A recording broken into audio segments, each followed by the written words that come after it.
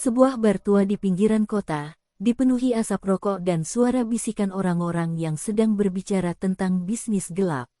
Setiap orang punya ambisi, tapi Arya, dia punya lebih dari sekadar ambisi. Dia haus akan kekuatan, kekayaan, dan kehormatan. Dan malam itu, dia mendengar sesuatu yang tidak seharusnya dia dengar. Arya duduk di sudut bar dengan segelas whisky di tangan.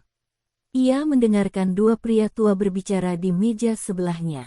Suara mereka pelan, seperti membicarakan sesuatu yang berbahaya. Orang tua satu, aku pernah dengar tentang batu jiwa ular. Tapi tak ada yang cukup gila untuk mencarinya. Orang tua dua, kau tak mengerti. Itu bukan sekadar batu, itu adalah jantung dari sang penjaga hutan. Barang siapa memilikinya, akan memiliki kekuatan yang tak tertandingi. Arya menyipitkan mata, tertarik. Ia berpura-pura fokus pada minumannya, tetapi telinganya menangkap setiap kata. Orang tua satu, tapi ada harga yang harus dibayar. Batu itu bukan hanya harta, tapi juga kutukan. Orang tua dua, siapapun yang mengambilnya, akan dikejar sampai akhir hayatnya. Pria tua itu menyesap minumannya dengan gemetar, seolah menyimpan ketakutan mendalam. Malam berikutnya, Arya duduk di ruang kantornya yang gelap, hanya diterangi oleh cahaya layar laptop.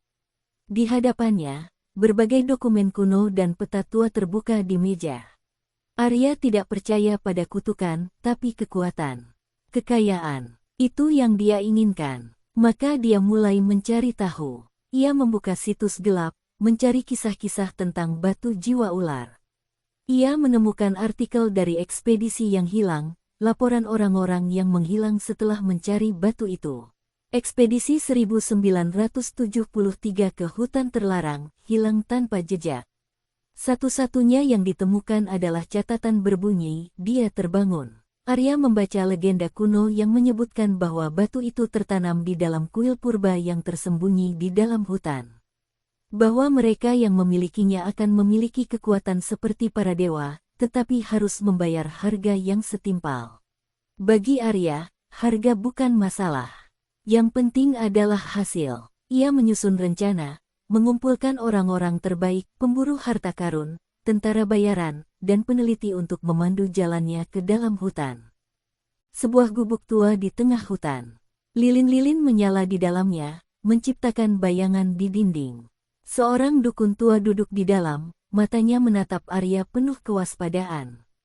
Dukun, kau datang untuk sesuatu yang seharusnya tak kau cari. Arya menyeringai, meletakkan sekantong uang emas di atas meja. Arya, katakan di mana aku bisa menemukannya. Sang dukun menghela napas, mengambil secarik kain tua yang digambar dengan simbol ular raksasa melingkari sebuah batu bercahaya. Dukun, batu itu adalah hati sang penjaga. Ia bukan harta biasa. Jika kau mengambilnya, kau akan membangunkan sesuatu yang telah lama tertidur. Sang dukun menatap Arya tajam. Dukun, ambisi seperti milikmu hanya akan membawa kehancuran. Arya terkekeh, mengambil peta dari meja dan berbalik pergi. Saat ia keluar dari gubuk, suara dukun berbisik di belakangnya. Dukun, ular itu selalu mengambil kembali apa yang menjadi miliknya. Wajah Arya yang dipenuhi keserakahan, sementara bayangan besar dari hutan tampak mengawasinya dari kejauhan, seperti sesuatu yang sudah menunggunya. Sebuah ruangan luas dengan pencahayaan remang-remang. Peta besar terbuka di atas meja. Arya berdiri di depannya, menatap titik merah yang menandai lokasi kuil tersembunyi. Di sekelilingnya, beberapa orang berkumpul, tentara bayaran bersenjata, seorang arkeolog tua, dan seorang pemburu harta karun yang sudah berpengalaman.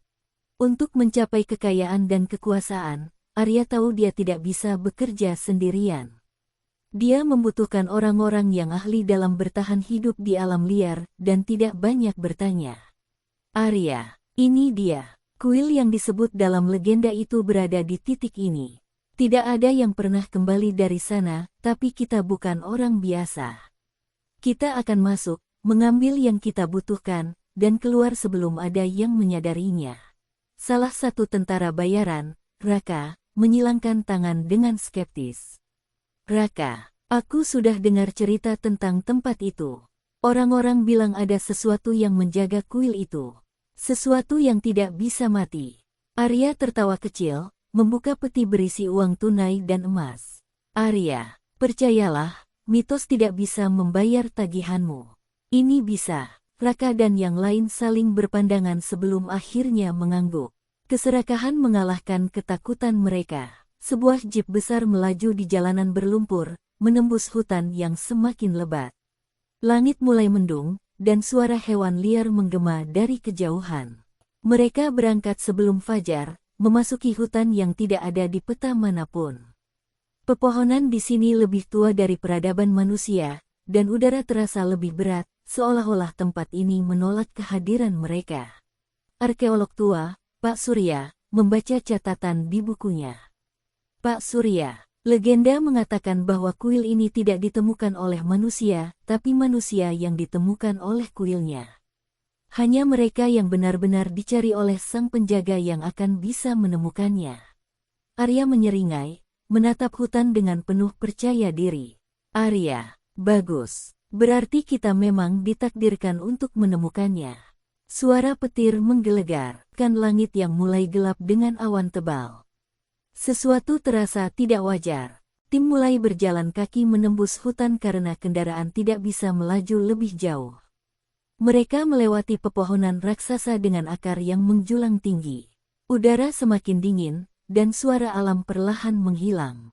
Biasanya, hutan penuh dengan suara, burung, serangga, bahkan hewan pemangsa. Tapi di sini, tidak ada suara sama sekali.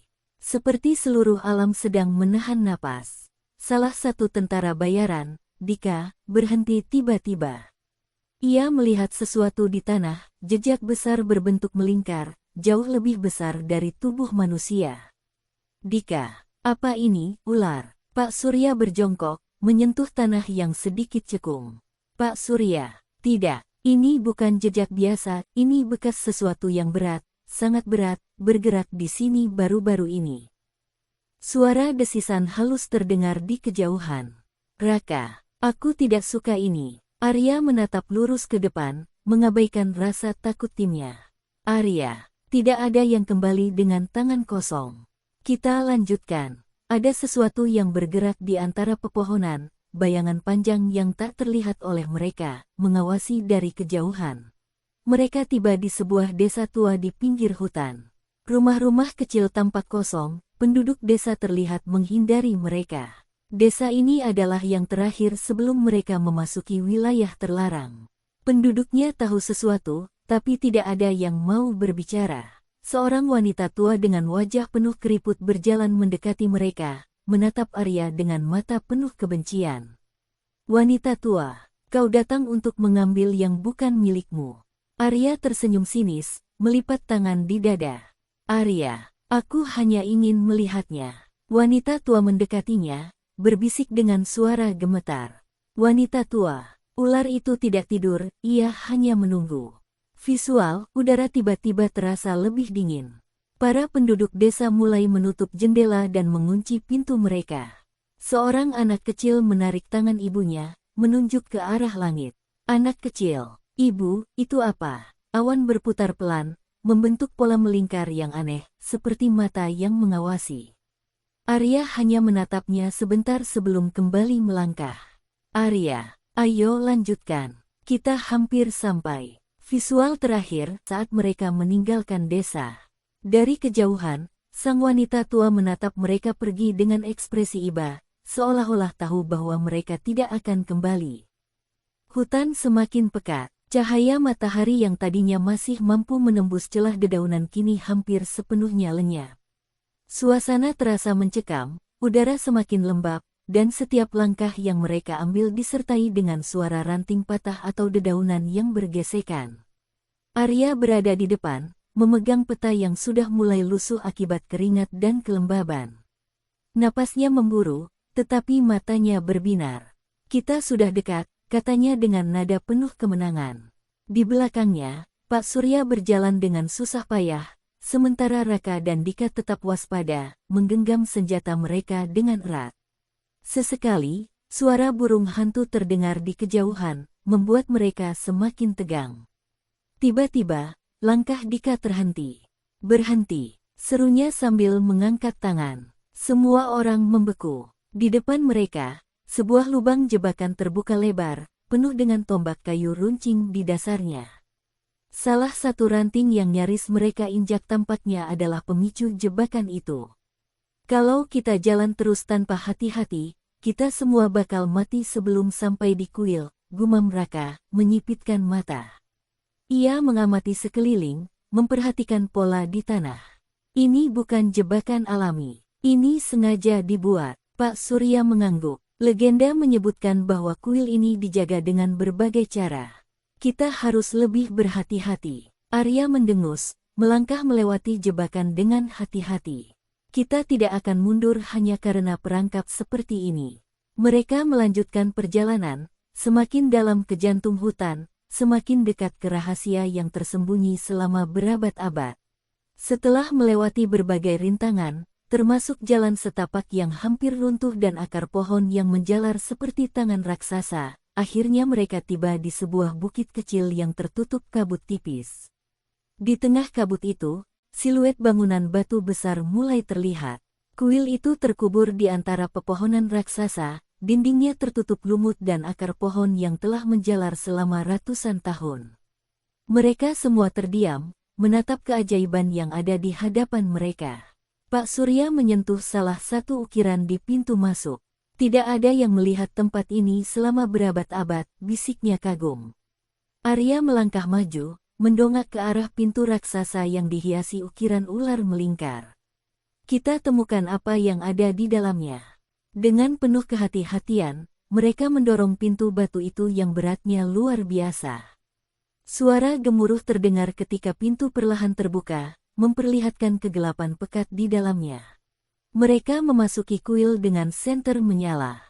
Di dalam, ruangan luas terbuka di hadapan mereka. Dinding-dindingnya dihiasi relief yang menggambarkan ular raksasa yang melingkar di sekitar sebuah batu bercahaya. Pak Surya berjalan mendekati relief itu, mengamati setiap ukiran dengan teliti. Ini lebih dari sekadar legenda. Semua ini adalah peringatan. Raka mengernyit. Peringatan. Pak Surya menunjuk satu bagian relief yang menunjukkan sosok manusia mencabut batu dari tempatnya, diikuti oleh gambar sosok yang dibelit oleh ular raksasa. Ini bukan sekadar harta karun. Batu ini mungkin adalah segel yang menahan sesuatu. Arya mendekat, menatap relief itu dengan penuh rasa ingin tahu. Namun, alih-alih takut, ia tersenyum. Jadi, ini hanya cerita lama untuk menakut-nakuti orang. Semakin membuatku penasaran. Pak Surya menatapnya dengan cemas. Arya, dengarkan aku. Ini bukan sekadar mitos. Tempat ini memiliki sejarah panjang dan ada alasan mengapa kuil ini tersembunyi. Arya tak menggubrisnya. Ia lebih tertarik pada altar besar di tengah ruangan. Di atas altar, di antara lilitan patung ular yang menganga, sebuah batu hitam berkilauan dalam cahaya redup. Seakan menyerap cahaya di sekitarnya, batu itu tampak hidup, seperti ada sesuatu yang bergerak di dalamnya. Arya mendekat dengan perlahan, matanya berbinar penuh keserakahan. Ini dia, batu jiwa ular. Pak Surya mencoba menariknya ke belakang. Jangan sentuh. Tapi Arya sudah terlanjur mengulurkan tangannya, jemarinya menyentuh permukaan batu yang terasa dingin dan aneh. Saat itulah, suara mendalam bergema di seluruh ruangan, seolah-olah sesuatu di dalam kuil itu baru saja terbangun. Dika meraih senjatanya. Apa yang baru saja terjadi? Udara di dalam kuil berubah. Semakin berat, semakin pekat. Relief di dinding seolah bergerak, bayangan-bayangan tampak bergetar di sudut ruangan. Pak Surya menarik napas dalam-dalam. Kita harus keluar, sekarang. Namun, Arya justru tersenyum puas. Batu itu kini ada di tangannya. Tanpa menyadari bahwa dengan menyentuhnya, ia baru saja membangunkan sesuatu yang seharusnya tetap tidur.